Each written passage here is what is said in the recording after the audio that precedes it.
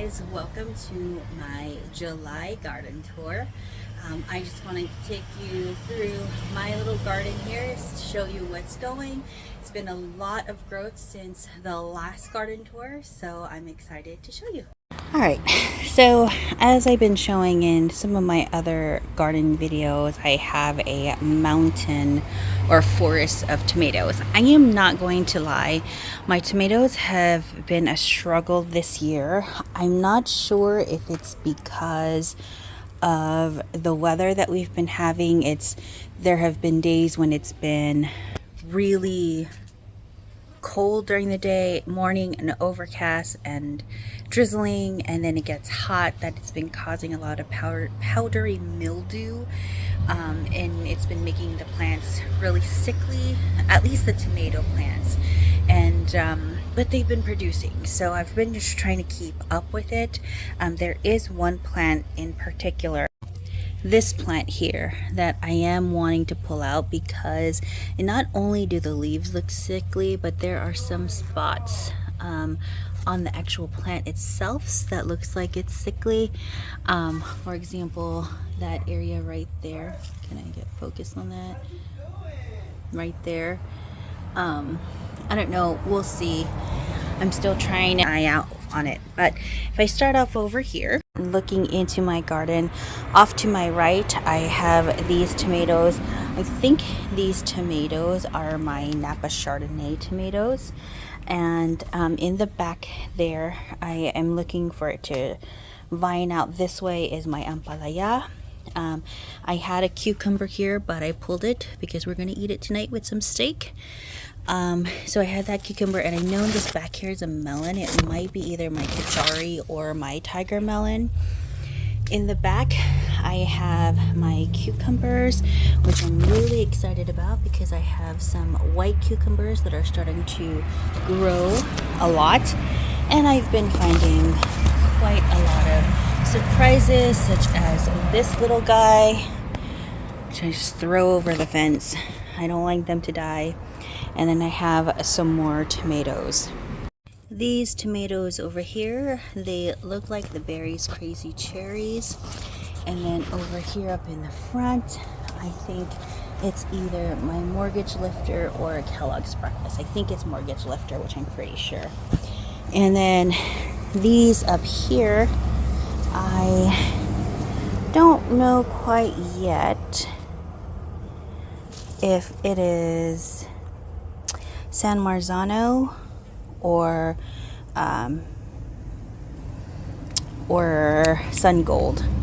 I have some beans back behind here that just grows up the trellis. I did pull out a whole row of beans, and then also that sweet peas, and I replanted some succession. But I just did a harvest yesterday. I didn't get to film it because we were running to go to Santa Barbara. So yeah, I have a succession plant here, and then just more tomatoes. Just look at all those blossoms. I think those are Berry's Crazy Cherries here. But if you look underneath, I've been dealing with some disease, so I've been clearing out the bottom just so that it consistently gets airflow. But I do have some San Marzanos here, right over there.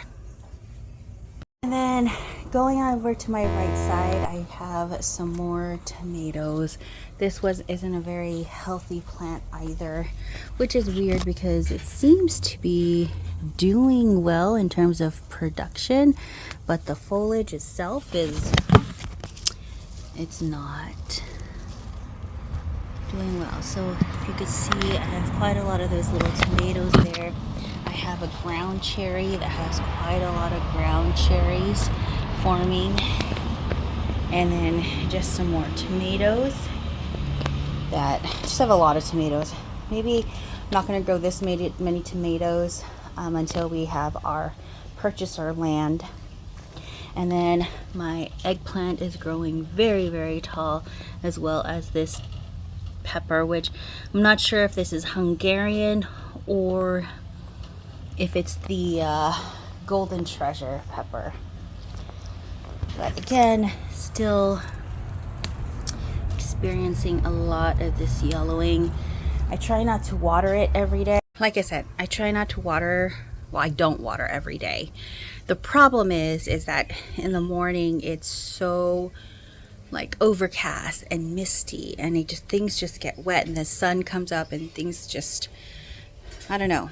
So, but if I don't water it and if we get a warm day, everything looks so wilty and looks like it's going to give up. And plus in the pots, it dries up so quickly. Now looking on the outside, we have more tomatoes with some, and then I have some Swiss chard. I have a second planting of Swiss chard. We've been picking these really young because they taste so much like either pechay, bok choy, or spinach. And so we really love this. We even add it into like Filipino dishes, and most people can't even tell. Right here we have some shishito peppers, and I have quite a few shishitos growing now, so that's fun. And then these two plants are banana, which are also starting to put out some peppers as well. Another cherry, ground cherry, I planted it close by to the other ground cherry because they need to be close to pollinate, but this is also having some really good ground cherries developing. Sunflower. I have another little pepper plant. More sunflowers. My first planting of Swiss chard, which I actually just heavily harvested yesterday. Why did I not film yesterday? And then I have back here are my calabasa and also an upo. You can see that upo right there. When I needed male flowers, I don't have any. Now I don't have any female flowers. That's when the male flowers come. And then a few more tomatoes. You know, tomatoes is my crop every year. And I got a lot of more heirloom, which is why they're a lot more sickly. But they're producing a lot of tomatoes, so we'll see how it goes. This side, this used to be a squash. I got rid of it, and now a zinnia sprouted. But I am going to be ripping that out because I have peppers in my makeshift or my greenhouse that I need to get rid of or start planting out, which I did over here. I don't know what this is. I probably am going to get rid of this once these tomato or pepper start growing. I need to get a cage for this. These are some fir tomatoes. I got it from Seed Savers. And then that's my upo plant, and then some just tomatoes, and this is another upo plant that's just going crazy. More tomatoes. This zinnia patch is it's heading its way out. I have radishes that's growing very well along here. And then this used to be buried in the tomatoes, and I actually just moved it over here and it started to thrive. So another pepper plant with I think this is a melon, not a cucumber. And then my kangkong, I think this is going to come out here real soon. It is actually not growing as healthy as it was in the previous years. I don't know if it was the weather or what.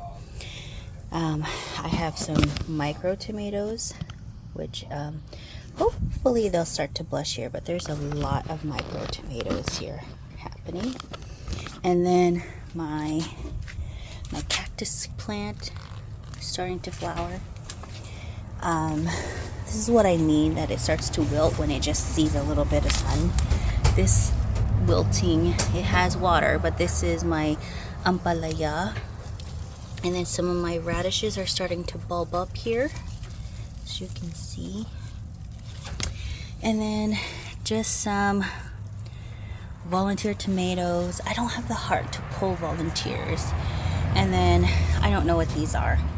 I know I succession planted some Kajari melon to grow up there.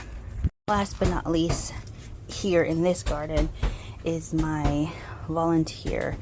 These are so healthy. I actually had to take out some leaves because it was covering my garden, and but it's so healthy and thriving because it is in compost and it's healthy.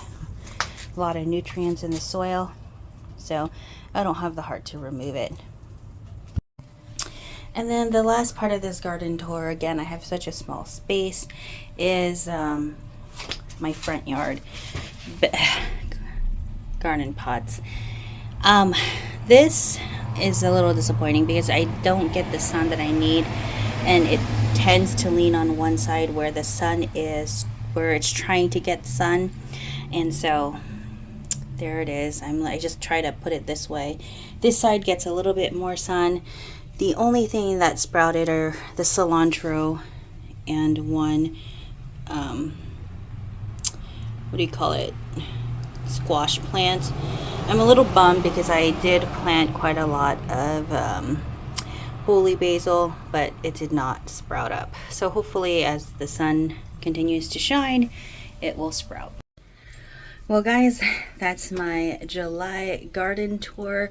They're quick garden tours because again I have a small space, but that doesn't stop me from growing.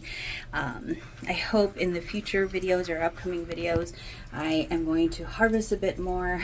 I get a little envious of other locations that already get to experience ripe tomatoes and things like that, but I just am still getting used to this weather.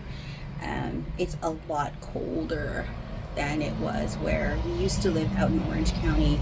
I mean, Orange County, we're already getting into, they're already in the high 80s, low 90s, and here we're barely getting into the 70s. But this past weekend it was like the highest was 75, and now we're going back down to 68, 69. So yeah, it's definitely a learning curve for me here.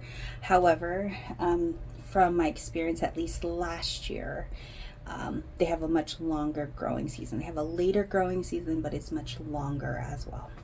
So I hope you enjoyed this quick garden tour, and hopefully by next time we will be harvesting some things.